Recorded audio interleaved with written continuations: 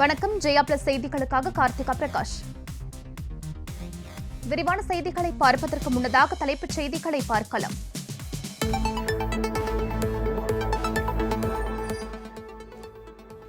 திருவிடைமருதூர் மகாலிங்க சுவாமி கோவிலில் தியாக தலைவி சின்னம்மா சுவாமி தரிசனம். பக்தர்கள் மற்றும் பொதுமக்கள் வணக்கம் தெரிவித்து மகிழ்ச்சி.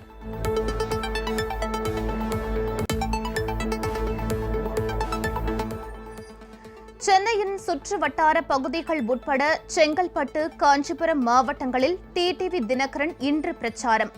அமமுக மற்றும் கூட்டணி கட்சி வேட்பாளர்களை ஆதரித்து வாக்கு சேகரிக்கிறார்.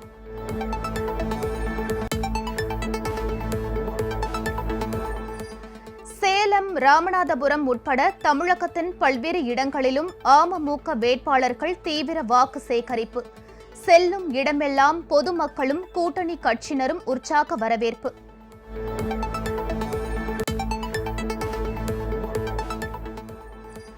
அமமுக கூட்டணியில் இடம்பெற்றுள்ள தேமுதிகவின் பொருளாளர் பிரேமலதா விஜயகாந்த் மனு தாக்கல். அனைத்து தொகுதிகளிலும் அமமுக கூட்டணி பலமுடன் இருப்பதாக பேட்டி.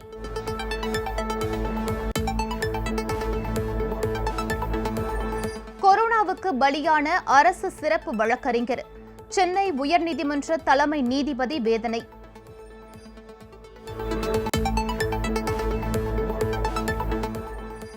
தஞ்சையை தொடர்ந்து மற்ற பள்ளிகளுக்கும் பரவுகிறது கொரோனா வைரஸ். கிழக்கு தாம்பரம் அரசு உதவி பெறும் பள்ளியில் ஆசிரியர்கள் 6 பேருக்கு தொற்று உறுதி.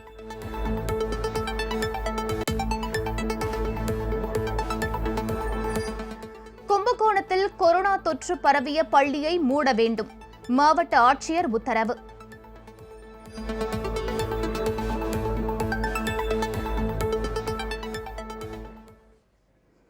விரிவான செய்திகளை பார்க்கலாம். திருவிடைமருதூர் மகாலிங்க சுவாமி கோவிலில் தியாக தலைவி சின்னம்மா இன்று சுவாமி தரிசனம் செய்தார். தஞ்சாவூர் மாவட்டம் திருவிடைமருதூர் அருள்மிகு மகாலிங்க சுவாமி திருக்கோவிலில் தியாக தலைவி சின்னம்மா சுவாமி தரிசனம் செய்தார். அவர் வருகை தந்தபோது அங்கு கூடியிருந்த பக்தர்களும் பொதுமக்களும் சின்னம்மாவுக்கு வணக்கம் தெரிவித்து மகிழ்ச்சியை வெளிப்படுத்தினர். அப்போது அங்கிருந்த செய்தியாளர்கள் சின்னம்மாவின் வருகை குறித்து அவரிடம் கேட்டபோது சுவாமி தரிசனத்திற்கு வந்திருப்பதாக தெரிவித்தார். கோவில்களுக்கு தரிசனம் பண்ணுவதற்காக வந்தேன். உங்களை எல்லாம் சந்தித்தது மகிழ்ச்சி. பேரவை தேர்தலில் போட்டியிடும் அம்மா மக்கள் முன்னேற்ற கழக வேட்பாளர்கள் தமிழகம் முழுவதும் குக்கர் சின்னத்திற்கு தீவிர வாக்கு சேகரிப்பில் ஈடுபட்டு வருகின்றனர். அவர்களுக்கு செல்லும் இடமெல்லாம் பொதுமக்கள் உற்சாக வரவேற்பு அளித்து வருகின்றனர். கோவில்பட்டி சட்டமன்ற தொகுதியில் போட்டியிடும் கழக பொதுச் செயலாளர் டிடிவி தினகரனுக்கு பொதுமக்கள் மத்தியில் ஆதரவு அதிகரித்து வருகிறது. கழக தேர்தல் பிரிவு செயலாளர் திரு எஸ்வி மாணிக்கராஜா தலைமையில் கழகத்தினர் கோவில்பட்டியில் மருத்துவர் யோகேஸ்வரர், பிள்ளைமார் சமுதாய தலைவர்களை சந்தித்து ஆதரவு திரட்டினார்கள். ராமநாதபுரம் சட்டமன்ற தொகுதி கழக வேட்பாளர் திரு ஜி முனியசாமியை ஆதரித்து பிரம்மாண்ட பேரணி நடைபெற்றது. ராமநாதபுரம் அரண்மனை முன்பு இருந்து தொடங்கிய இந்த பேரணியில் ஆயிரக்கணக்கானோர் கலந்து கொண்டு குக்கர் சின்னத்திற்கு வாக்கு கேட்டு வீதி வீதியாக சென்றனர். சேலம் வடக்கு சட்டமன்ற தொகுதியில் போட்டியிடும் கழகத்தின் வேட்பாளர் திரு நடராஜன் அம்மாபேட்டை கிழக்கு பகுதிக்கு உட்பட்ட மன்னார்பாளையம் பிரிவு சாலை, சத்யா நகர், அள்ளிக்குட்டை, தாதம்பட்டி பிரிவு உள்ளிட்ட பல்வேறு பகுதிகளில் வாக்கு சேகரிப்பில் ஈடுபட்டார். நாகப்பட்டினம் சட்டமன்ற தொகுதி கழக வேட்பாளர் திருமதி RCM மஞ்சுளா சந்திரமோகன் ஆதரவு திரட்டினார். திட்டச்சேரி கடைத்தெரு, கட்டுமாவடி, பள்ளிவாசல் தெரு, குளத்து மேட்டு தெரு, ஹாலியார் தெரு உள்ளிட்ட பகுதிகளில் பிரஷர் குக்கர் சின்னத்திற்கு வாக்கு சேகரித்தனர். அங்குள்ள முக்கிய பிரமுகர்களையும் பொதுமக்கள் வியாபாரிகளையும் சந்தித்து ஆதரவு திரட்டினர்.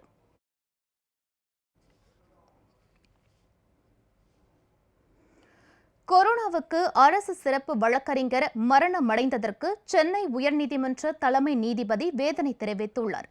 அரசு சிறப்பு வழக்கறிஞரான திரு தம்பிதுரை மூச்சு திணறலால் பாதிக்கப்பட்ட நிலையில் அவருக்கு நடத்தப்பட்ட பரிசோதனையில் கொரோனா தொற்று உறுதி செய்யப்பட்டது. கொரோனாவுக்கு சிகிச்சை பெற்று வந்த நிலையில் மாரடைப்பு ஏற்பட்டு தம்பிதுரை மரணமடைந்தார். இந்நிலையில் கொரோனாவுக்கு அரசு சிறப்பு வழக்கறிஞர் தம்பிதுரை மரணமடைந்ததற்கு சென்னை உயர்நீதிமன்ற தலைமை நீதிபதி அமர்வு அதிர்ச்சி தெரிவித்துள்ளது. கொரோனா யாரையும் விட்டு வைப்பதில்லை என தலைமை நீதிபதி சஞ்சீப் பானர்ஜி வேதனையுடன் குறிப்பிட்டார்.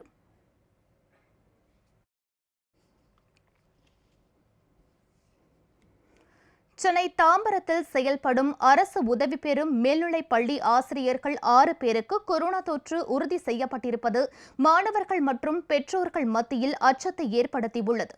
சென்னை கிழக்கு தாம்பரத்தில் செயல்படும் அரசு உதவி பெறும் பள்ளியில் 9 முதல் 12ஆம் வகுப்பு வரையிலான மாணவ மாணவிகளுக்கு வகுப்புகள் நடத்தப்பட்டு வருகின்றனர். பள்ளியில் பணிபுரியும் 4 ஆசிரியைகள் மற்றும் 2 ஆசிரியர்களுக்கு காய்ச்சல் பாதிப்பு ஏற்பட்டதால் கொரோனா பரிசோதனை மேற்கொள்ளப்பட்டது. பரிசோதனைக்கு உட்படுத்தப்பட்ட 6 ஆசிரியர்களில் 2 ஆசிரியைகள் வழக்கம் போல் வகுப்புகளை நடத்தி வந்துள்ளனர். இந்நிலையில் பரிசோதனை முடிவில் 6 ஆசிரியர்களும் கொரோனா தொற்றுக்கு உள்ளாகி இருந்தது உறுதி செய்யப்பட்டது. இதையடுத்து தொற்று உறுதி செய்யப்பட்ட ஆசிரியர்களில் 2 பெண் ஆசிரியைகள் மட்டும் பள்ளியில் இருந்து வீட்டிற்கு அனுப்பப்பட்டனர். மேலும் வகுப்புகளும் வழக்கம் போல் செயல்பட்டுள்ளன. இதுகுறித்து தகவல் அறிந்த தமிழ்நாடு ஆசிரியர் முன்னேற்ற சங்க தலைவர் திரு தியாகராஜன் பள்ளியை மூடுமாறு தலைமை ஆசிரியரிடம் பேச்சுவார்த்தை நடத்தினார். பள்ளியில் பணிபுரியும் ஆசிரியர்களுக்கு கொரோனா தொற்று உறுதி செய்யப்பட்ட நிலையில் அவர்களை வீட்டிற்கு அனுப்பாமல் தொடர்ந்து வகுப்புகள் நடத்தப்பட்டதால் மாணவர்களும் அவர்களின் பெற்றோர்களும் அச்சமடைந்துள்ளனர்.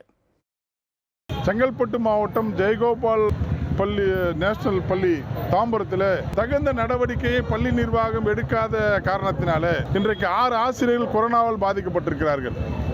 இன்னும் முழுமையாக ஆசிரியர்களுக்கு பரிசோதனை செய்து முடிக்கப்படவில்லை. 6 ஆசிரியர்கள் தொடர்ந்து பாடங்களை நடத்தியிருக்கிறார்கள், வகுப்புக்கு சென்று கொண்டிருக்கிறார்கள். 6 ஆசிரியர்களும் சென்ற வகுப்பிலே உள்ள மாணவர்களுடைய கதி என்ன? எத்தனை மாணவர்களுக்கு கொரோனா தொற்று பரவி இருக்கிறது என்று இதுவரை சோதனை செய்யப்படவில்லை. இந்த பள்ளி நிர்வாகம் ஆசிரியர்களுக்கு கொரோனா தொற்று ஏற்பட்டவுடனே பள்ளிகளுக்கு விடுமுறை அளித்திருக்க வேண்டும். எல்லாத்தையும் போல இதையும் பாவித்து அசாதாரணமாக இருந்து இன்றைக்கு 6 ஆசிரியர்கள் வந்த காரணத்தினால எத்தனை மாணவர்களுக்கு கொரோனா இருக்கிறது என்ற அச்சம் எங்களுக்கு ஏற்பட்டிருக்கிறது. அம்மா மக்கள் முன்னேற்ற கழகம் மற்றும் கூட்டணி கட்சிகளின் வேட்பாளர்களுக்கு ஆதரவாக கழக பொதுச் செயலாளர் திரு டிடிவி தினகரன் இன்று வேளச்சேரி உட்பட 6 இடங்களில் பிரச்சாரம் மேற்கொள்கிறார். தமிழகத்தில் தீய சக்தி மற்றும் துரோக சக்திகளை தோற்கடித்து மாண்புமிகு அம்மாவின் உண்மையான நல்லாட்சியை ஏற்படுத்திட அம்மா மக்கள் முன்னேற்ற கழகத்தின் தலைமையிலான கூட்டணியில் போட்டியிடும் வேட்பாளர்களுக்கு ஆதரவு திரட்டி கழக பொதுச் செயலாளர் திரு டிடிவி தினகரன் கடந்த 16ஆம் தேதி முதல் சூறாவளி சுற்றுப்பயணம் மேற்கொண்டு பிரச்சாரம் செய்து வருகிறார்.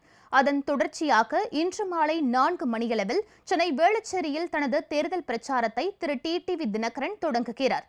தொடர்ந்து ஸ்ரீபெரும்புதூர், காஞ்சிபுரம், வாலாஜாபாத், செங்கல்பட்டு ஆகிய இடங்களில் தேர்தல் பிரச்சாரம் மேற்கொள்ளும் திரு டிடிவி தினகரன் திருப்போரூரில் இன்றைய பிரச்சாரத்தை நிறைவு செய்கிறார்.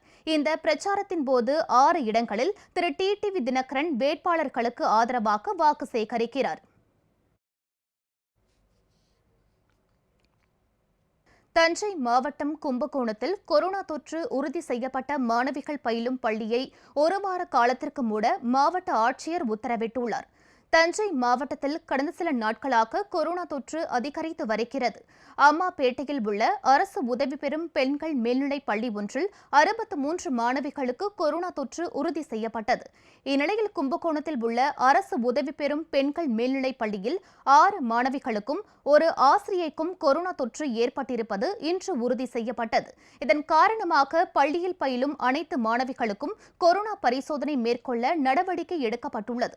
கொரோனா பரிசோதனை நடைபெறும் பள்ளியில் தஞ்சை மாவட்ட ஆட்சியர் திரு கோவிந்தராவ் ஆய்வு மேற்கொண்டார். பின்னர் செய்தியாளர்களிடம் பேசிய அவர், தஞ்சை மாவட்டத்தில் கொரோனா விதிமுறைகளை பின்பற்றாத பள்ளிகள் மீது கடும் நடவடிக்கை எடுக்கப்படும் என அவர் எச்சரிக்கை விடுத்தார். நம்ம தஞ்சை மாவட்டத்தில் அம்மாபேட்டை ஒன்றியத்தில் ஒரு பள்ளியில் 58 மாணவர்களுக்கும் அதே போன்ற 11 அவங்களுடைய பிரைமரி அண்ட் செகண்டரி கான்டாக்ட்ஸும் பாசிட்டிவ் வந்ததை அடுத்து அனைத்து ஸ்கூல்ஸ்லுமே நம்ம டீம்ஸ் ஃபார்ம் பண்ணி தொடர்ந்து கண்காணித்து கொண்டு வருகிறார்கள். எந்தெந்த பள்ளி நிர்வாகம் அலட்சியமாக இருக்கிறாங்களோ, அந்த ஸ்டாண்டர்ட் ஆப்ரேட்டிங் ப்ரொசீஜர் கரெக்டாக ஃபாலோ பண்ணலையோ அவங்களுக்கு அபராதம் விதிக்கப்பட்டு வருகிறது. அதே போன்ற ஒரு ஸ்கூலில் 3க்கும் மேற்பட்ட கேசஸ் வருதுன்னா அந்த ஸ்கூல் குறிப்பிட்ட நாட்களுக்கு மூடி வைக்குமாறு உத்தரவிடப்பட்டு வருகிறது.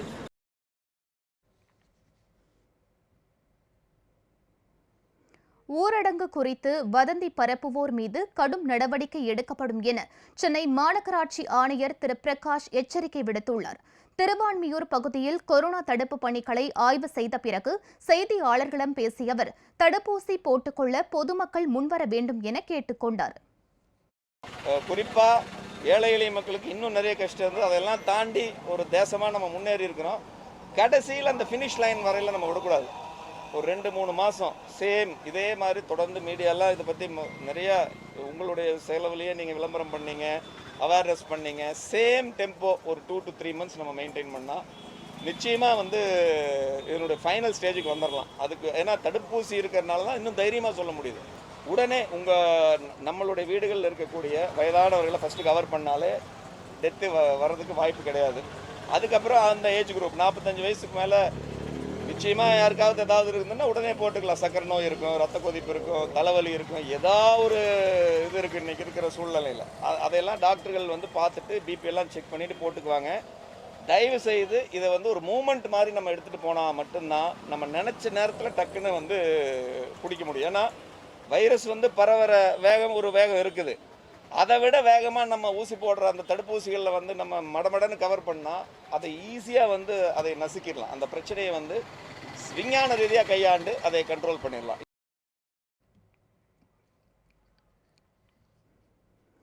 அம்மா மக்கள் முன்னேற்ற கழகத்தின் தேர்தல் அறிக்கையை வரவேற்று தமிழக சுதந்திர வாடகை வாகன சங்க நிர்வாகிகள் கழக பொதுச் செயலாளர் திரு டிடிவி தினகரனை சந்தித்து நன்றியும் வாழ்த்துக்களையும் தெரிவித்தனர். அமமுகவுக்கு தேர்தலில் உறுதுணையாக இருப்போம் என்றும் ஆட்டோ சங்கத்தினர் தெரிவித்தனர். அம்மா மக்கள் முன்னேற்ற கழகத்தின் தேர்தல் அறிக்கையில் ஆட்டோ தொழிலாளர்களுக்கு புதிய ஆட்டோ வாங்க 25,000 ரூபாய் மானியம் வழங்கப்படும், தனி நல வாரியம் அமைக்கப்படும், கால் டாக்ஸி ஓட்டுநர்கள் பாதிக்காத வகையில் புதிய கொள்கை உருவாக்கப்படும் என அறிவிக்கப்பட்டுள்ளது. இதற்கு ஆட்டோ ஓட்டுநர்கள் உள்ளிட்ட பல்வேறு தரப்பினரும் வரவேற்பு தெரிவித்து வருகின்றனர். இந்நிலையில் தமிழக சுதந்திர வாடகை வாகன சங்க நிர்வாகிகள் சென்னை அடையாறு இல்லத்தில் கழக பொதுச் செயலாளர் திரு டிடிவி தினகரனை நேரில் சந்தித்து நன்றியும் வாழ்த்துக்களையும் தெரிவித்தனர். பின்னர் ஜெயா டிவிக்கு பிரத்யேகமாக தமிழ்நாடு சுதந்திர வாடகை வாகன சங்கத்தினர் அளித்த பேட்டியில் ஆட்டோ ஓட்டுநர்கள் மற்றும் கால் டாக்ஸி ஓட்டுநர்களுக்கு பல நல்ல சலுகைகள் தேர்தல் அறிக்கையில் உள்ளதால் தேர்தலில் திரு டிடிவி தினகரனுக்கு அது உறுதுணையாக இருக்கும் என தமிழ்நாடு சுதந்திர வாடகை வாகன சங்கத்தினர் தெரிவித்துள்ளனர். தேர்தலில் நிச்சயம் அம்மா மக்கள் முன்னேற்ற கழகத்திற்கு ஆட்டோ ஓட்டுநர்கள் உறுதுணையாக இருப்போம் என்றும் அவர்கள் தெரிவித்தனர். அண்ணன் திரு டிடிவி அவர்களை இன்றைக்கி நேரில் சந்தித்து இந்த வரக்கூடிய சட்டமன்ற தேர்தல் மேனிஃபெஸ்டோ, அதாவது தேர்தல் வாக்குறுதியில் முக்கியமாக கால் டாக்ஸியை முறைப்படுத்துகிறேன். ஏன்னா இன்றைக்கி நாடு முழுவதும் இருக்க எந்த ஒரு அரசியல் கட்சியும் இந்த கால் டாக்ஸியை முறைப்படுத்துறதுக்கான வாக்குறுதிகள் கொடுக்கல. நாடு முழுவதும் இதுக்கான போராட்டங்கள் நடந்துகிட்ருக்குது. தேசிய அளவில் மட்டும் இல்லை, உலகளவில் நடந்துகிட்ருக்குது. மக்களுடைய உணர்வுக்கு மதிப்பளிக்கணுன்றது தான் எங்களுடைய கோரிக்கையாக இருக்குது. அந்த உணர்வுக்கு அண்ணன் திரு டிடிவி தினகரன் அவர்கள் இன்றைக்கு அந்த வாக்குறுதிகளை நம்ப முடியக்கூடிய தன்மையில் இருக்குது. அதை கண்டிப்பாக நாங்கள் பரிசீலனை பண்ணி கூட்டமைப்பு சங்கங்களோட பேச்சுவார்த்தை நடத்தி சுமார் 8 லட்சம் தொழிலாளர்கள் இன்றைக்கி தமிழ்நாட்டில் இருக்கிறாங்க. அவர்களுடைய குடும்ப வாக்குகள் இருக்குது. இன்றைக்கி பல பேர் இந்த மோட்டார் துறையிலேருந்து வெளியேறி இருக்காங்க. கொரோனா ஊரடங்குக்கு அப்புறமா இவர்கள் மீண்டும் சகஜ வாழ்க்கைக்கு வருவதும், அதே சமயம் இங்கே தமிழகத்திலேருந்து அண்டை மாநிலமான கர்நாடகா, பெங்களூர் இல்லை மும்பை போன்ற நகரங்களில் பல தமிழர்கள் அங்கே பணிபுரிஞ்சிட்டு இருக்கிறாங்க. அவர்களுக்கு இங்கே வேலை வாய்ப்பும் ஆட்டோ வாங்குவதற்கான மானியம், எங்கள் கார்களுக்கான மானியங்கள்லாம் கொடுக்கும் பட்சத்தில் இந்த மோட்டார் துணைக்கான முக்கியத்துவம் கொடுக்கணும் அப்படின்றது தான் எங்களுடைய பிரதான கோரிக்கை. அதற்கான சிறந்த தலைவராக நாங்கள் பார்க்குறோம். வரக்கூடிய சட்டமன்ற தேர்தலில் இந்த கால் டாக்ஸியும் இந்த ஆட்டோ துறையை பற்றியும் ஐயா அவர்கள் அறிக்கை கொடுத்துருக்காங்க. அதில் எங்களுக்கு ரொம்ப பெரிய அளவுக்கு எதிர்பார்ப்பு இருக்குது. அதுக்காக இன்றைக்கி நன்றி தெரிவிக்கிறதுக்காக இன்றைக்கி வந்திருக்கோம். மேற்கொண்டு புதிய ஆட்டோ வாங்குறதுக்கு மானியமாக 25,000 ரூபாய் கொடுக்குறதா சொல்லியிருக்காங்க. அதையும் கடந்து இருக்கக்கூடிய ஆட்டோக்களுக்கு மீட்டர் கட்டணத்தை உயர்த்த கோரியும், அதுவும் இல்லாமல் சென்னை போன்ற முக்கிய இடங்களில் பொதுமக்கள் அதிகமாக கூடக்கூடிய இடங்களில் நாங்கள் ஈஸியாக சவாரி பார்க்குற அளவுக்கு எங்களுக்கு மக்களை ஏற்றி இறக்கிறதுக்கான வசதிகளை பண்ணி தரணும் அப்படின்ற கோரிக்கையை முன் வச்சுருக்கோம். ஐயா அவர்கள் கண்டிப்பாக இதை நிறைவேற்றி தரேன்ற ஒரு வாக்குறுதியை கொடுத்துருக்காரு. இது ரொம்பவே மகிழ்ச்சி தரக்கூடிய விஷயமா இருக்குது. மாண்புமிகு அம்மாவின் நல்லாட்சியை தமிழகத்தில் மீண்டும் அமைக்கும் வெற்றி வேட்கையுடன் சட்டப்பேரவை தேர்தலில் போட்டியிடும் அம்மா மக்கள் முன்னேற்றக் கழக வேட்பாளர்கள் கூட்டணி கட்சி நிர்வாகிகளுடன் சென்று பல்வேறு பகுதிகளிலும் இன்று வேட்புமனு தாக்கல் செய்தனர். கும்பகோணம் சட்டமன்ற தொகுதி கழக வேட்பாளர் திரு பாலமுருகன் உச்சிப்பிள்ளையார் கோவில் அருகிலிருந்து கூட்டணி கட்சியினருடன் ஊர்வலமாக சென்று கும்பகோணம் கோட்டாட்சியர் விஜயனிடம் தனது வேட்பு மனுவினை வழங்கினார். ஸ்ரீபெரும்புதூர் சட்டமன்ற தொகுதி அமமுக வேட்பாளர் மொளச்சூர் திரு ரா பெருமாள் ஸ்ரீபெரும்புதூர் வட்டாட்சியர் அலுவலகத்தில் தேர்தல் நடத்தும் அலுவலரான முத்து மாதவனிடம் தனது வேட்பு மனுவை தாக்கல் செய்தார். மதுரை உசிலம்பட்டி தொகுதியில் கழக வேட்பாளர் திரு இ மகேந்திரன் கழக நிர்வாகிகள் மற்றும் கூட்டணி கட்சி நிர்வாகிகளுடன் சென்று தேர்தல் நடத்தும் அலுவலர் ராஜ்குமாரிடம் வேட்புமனு தாக்கல் செய்தார். கோவை தெற்கு தொகுதி அம்மா மக்கள் முன்னேற்றக் கழக வேட்பாளராக அறிவிக்கப்பட்ட மண்டல பொறுப்பாளரும் கோவை மேற்கு மாவட்ட அமமுக செயலாளருமான திரு சேலஞ்சர் துரை கோவை மாநகராட்சி மத்திய அலுவலகத்தில் தேர்தல் அதிகாரி சிவசுப்பிரமணியத்திடம் வேட்புமனு தாக்கல் செய்தார். திண்டுக்கல் மாவட்டம் ஆத்தூர் சட்டமன்ற தொகுதியில் போட்டியிடும் கழக வேட்பாளர் திரு செல்வகுமார் வட்டாட்சியர் அலுவலகத்தில் தனது வேட்பு மனுவை தாக்கல் செய்தார். வேட்புமனு தாக்கலின் போது திண்டுக்கல் தொகுதி கழக வேட்பாளரான திரு ராமுதேவர் மற்றும் கூட்டணி கட்சி நிர்வாகிகள் உடன் இருந்தனர்.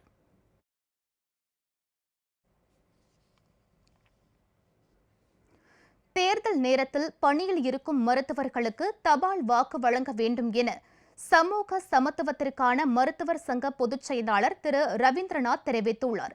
சென்னையில் இன்று செய்தியாளர்களிடம் பேசிய அவர், கொரோனா பரவலை தடுக்க தேர்தல் ஆணையம் நோய் தடுப்பு நடவடிக்கைகளை மேற்கொள்ள வேண்டும் என்றும் கேட்டுக் கொண்டார்.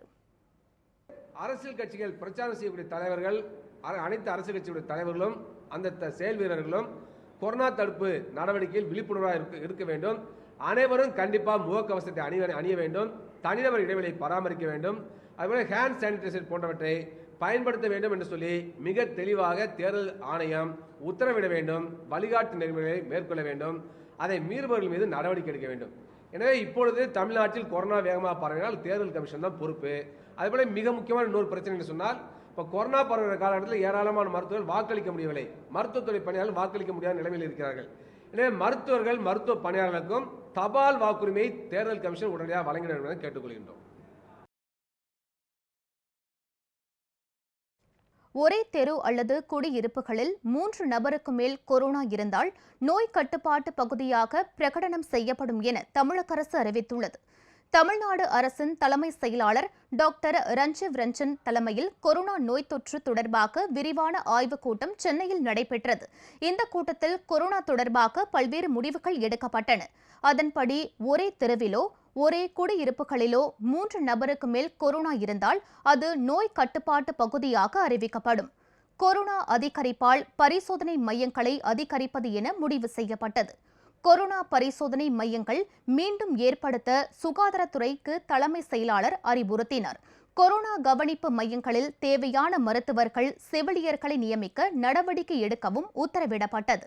கொரோனா பாதித்தவர்களுக்கு உணவு உள்ளிட்ட வசதிகளை ஏற்படுத்தி தரவும், கொரோனா தடுப்பூசிக்காக அனைத்து மருத்துவ வசதிகளுடன் கூடிய தற்காலிக மருத்துவமனைகள் அமைக்கவும் இதில் முடிவு செய்யப்பட்டது.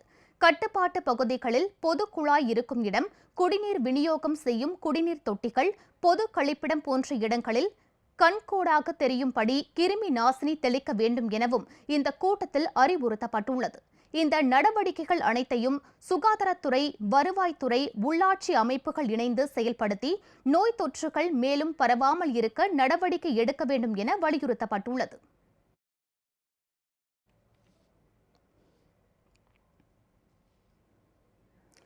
கொரோனா 2ஆம் அலையை நோக்கி இந்தியா சென்று கொண்டிருப்பதாக எய்ம்ஸ் இயக்குநர் ரந்தீப் குலேரியா கவலை தெரிவித்துள்ளார். நாள்தோறும் 50 லட்சம் பேருக்கு தடுப்பூசி செலுத்தினால் மட்டுமே 2ஆம் அலையை தவிர்க்க முடியும் என அவர் எச்சரிக்கை விடுத்துள்ளார். நாடு முழுவதும் பல்வேறு மாநிலங்களில் கொரோனா தினசரி பாதிப்பு எண்ணிக்கை அதிரடியாக அதிகரித்து வருகிறது. இந்நிலையில் இந்தியா கொரோனா 2ஆம் அலையை நோக்கி சென்று கொண்டிருப்பதாக எய்ம்ஸ் இயக்குநர் ரந்தீப் குலேரியா கவலை தெரிவித்துள்ளார். கொரோனா முதல் அலை கடந்த ஆண்டு மார்ச் மாதம் தொடங்கிய நிலையில் இரண்டாம் அலை இந்த ஆண்டு மார்ச் மாதம் ஆரம்பமாவதாக கூறியுள்ளார். இந்தியாவில் கொரோனா ஒழிந்துவிட்டதாக நினைத்து மக்கள் விதிமுறைகளை கடைபிடிக்காததே இதற்கு காரணம் என்று அவர் தெரிவித்துள்ளார். நாள் ஒன்றுக்கு 50 லட்சம் பேருக்கு கொரோனா தடுப்பூசி செலுத்தினால் மட்டுமே இரண்டாம் அலையை தடுக்க முடியும் என அறிவுறுத்தியுள்ளார். இதனிடையே தலைநகர் டெல்லியில் அதிகரித்து வரும் கொரோனா பரவல் குறித்து சுகாதாரத்துறையினருடன் முதலமைச்சர் திரு அரவிந்த் கெஜ்ரிவால் ஆலோசனை மேற்கொண்டார்.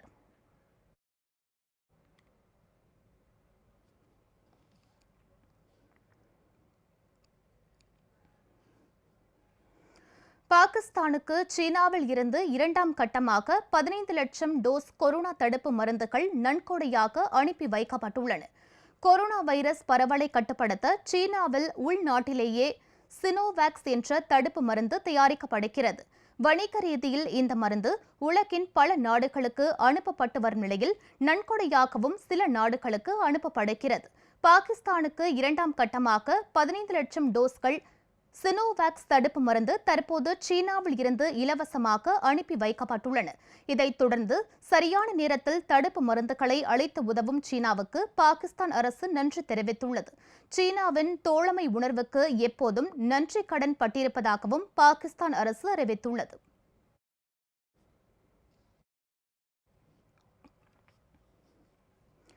தேவர் திருமகனார் சிலையை கண்ணியமற்ற முறையில் புல்டோசர் கொண்டு போலீசார் அகற்றியது அரசின் அதிகார ஆணவ போக்கை காட்டுவதாக கழக பொதுச் செயலாளர் திரு டிடிவி தினகரன் கண்டனம் தெரிவித்துள்ளார். அம்மா மக்கள் முன்னேற்ற கழக பொதுச் செயலாளர் திரு டிடிவி தினகரன் வெளியிட்டுள்ள அறிக்கையில், தேசியத்தையும் தெய்வீகத்தையும் இரு கண்களாக பாவித்த தேவர் திருமகனார் எல்லா தரப்பு மக்களாலும் மதிக்கப்படும் பெருமைக்கு உரியவராவார்.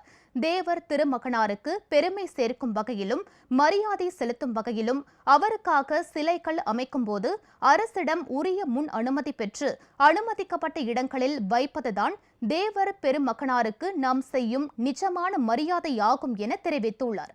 ஒரு சிலர் ஆர்வ மிகுதியின் காரணமாகவோ விதிமுறைகள் பற்றி அறியாமலோ உரிய அனுமதியின்றி தேவர் பெருமகனாரின் சிலைகளை நிறுவிவிட்டால் காவல்துறையினர் சம்பந்தப்பட்டவர்களுக்கு சட்ட நடைமுறைகளை எடுத்து சொல்லி கண்ணியமான முறையில் அந்த சிலைகளை தற்காலிகமாக அகற்றி உரிய அனுமதிகளுக்கு பிறகு நிரந்தரமாக அவை நிறுவப்பட வழிவகை செய்ய வேண்டும் என குறிப்பிட்டுள்ள திரு டிடிவி தினகரன், அப்படி செய்யாமல் இரவோடு இரவாக ஊருக்குள் புகுந்து சம்பந்தப்பட்ட மக்களிடம் பேச்சுவார்த்தை கூட நடத்தாமல் அனுமதியின்றி நிறுவப்பட்ட சிலை என்றாலும் கூட புல்டோசர் கொண்டு அச்சிலைகளை அகற்றுவதை எந்த சூழலிலும் ஏற்றுக்கொள்ள முடியாது என தெரிவித்துள்ளார்.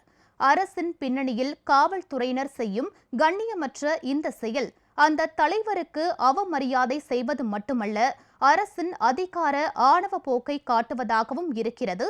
இனிமேலும் இதுபோன்ற சம்பவங்கள் நடக்காமல் சம்பந்தப்பட்ட மக்களும் காவல்துறையும் கவனமாக இருக்க வேண்டும் என திரு டிடிவி தினகரன் கேட்டுக் கொண்டுள்ளார்.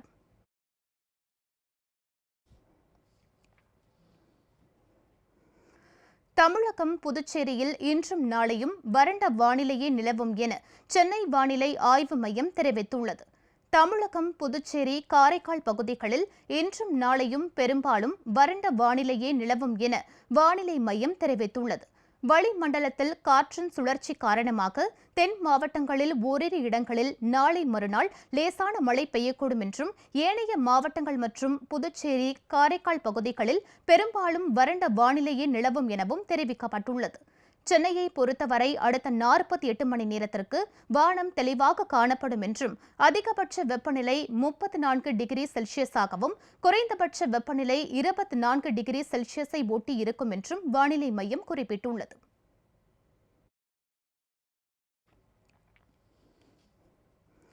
தங்கத்தின் விலை இன்று சவரனுக்கு 168 ரூபாய் உயர்ந்து ஒரு சவரன் மீண்டும் 34,000 ரூபாயை தாண்டியுள்ளது. ஆபரண தங்கம் விலை கிராமுக்கு 21 ரூபாய் அதிகரித்து சவரனுக்கு 168 ரூபாய் உயர்ந்துள்ளது. சென்னையில் 22 கேரட் ஆபரண தங்கம் ஒரு கிராம் 4,258 ரூபாய்க்கும், ஒரு சவரன் 34,064 ரூபாய்க்கும் விற்பனை செய்யப்படுகிறது. 24 கேரட் தங்கம் 8 கிராம் 37,192 ரூபாய்க்கு விற்பனையாகிறது. வெள்ளி ஒரு கிராம் 72 ரூபாய் 50 காசுக்கும், ஒரு கிலோ 72,500 ரூபாய்க்கும் விற்பனை செய்யப்படுகிறது. சாத்தான்குளம் தந்தை மகன் கொலை வழக்கை 6 மாதத்தில் விசாரித்து முடிக்க வேண்டும் என உயர்நீதிமன்ற மதுரை கிளை உத்தரவிட்டுள்ளது. தூத்துக்குடி மாவட்டம் சாத்தான்குளத்தைச் சேர்ந்த ஜெயராஜ் மற்றும் அவரது மகன் ஃபெனிக்ஸ் ஆகியோர் காவல்துறை விசாரணையின் போது தாக்கப்பட்டு உயிரிழந்தனர். இது தொடர்பாக ஜெயராஜ் மனைவி செல்வராணி உயர்நீதிமன்ற மதுரை கிளையில் தாக்கல் செய்த மனுவில் சாத்தான்குளம் காவல் நிலையத்தில் தனது கணவர் மற்றும் மகன் ஆகிய இருவரும் காவல்துறையினரால் கடுமையாக தாக்கப்பட்டு சித்திரவதை செய்யப்பட்டு உயிரிழந்தனர் என குறிப்பிட்டுள்ளார். இது தொடர்பாக உயர்நீதிமன்ற மதுரை கிளை விசாரித்த வழக்கு நிலுவையில் இருக்கும் நிலையில் மதுரை மாவட்ட குற்றவியல் நடுவர் நீதிமன்றத்திலும் வழக்கு விசாரணை நடைபெற்று வருவதாக குறிப்பிட்டுள்ளார். கடந்த டிசம்பர் 10ஆம் தேதி வழக்கு விசாரணைக்காக குற்றவாளிகள் அனைவரும் ஆஜர்படுத்தப்பட்ட போது குற்றவாளிகள் காவல்துறையினர் மற்றும் செய்தியாளர்களை மிரட்டியதாக குறிப்பிடப்பட்டுள்ளது. பணபலம் காரணமாக சாட்சிகளை மிரட்டி கலைக்க வாய்ப்புள்ளதால் வழக்கு விசாரணையை குறிப்பிட்ட கால நிர்ணயம் செய்து முடிக்குமாறு உத்தரவிட வேண்டும் என மனுவில் கூறியிருந்தார். இந்த வழக்கை விசாரித்த நீதிபதி முரளி சங்கர் மதுரை மாவட்ட நீதிமன்றத்தில் நடைபெறும் சாத்தான்குளம் வழக்கு விசாரணையை 6 மாதத்திற்குள் முடிக்க வேண்டும் என நீதிபதி உத்தரவிட்டார்.